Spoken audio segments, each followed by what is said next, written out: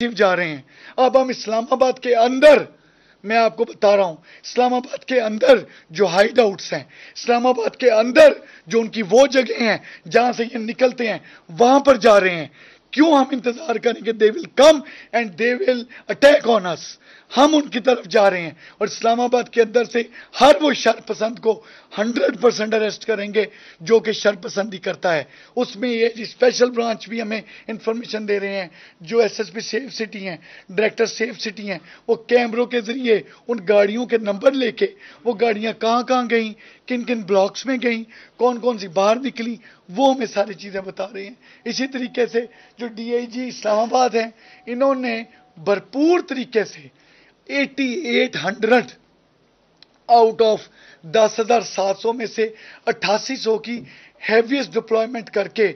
D I جی اسلام آباد نے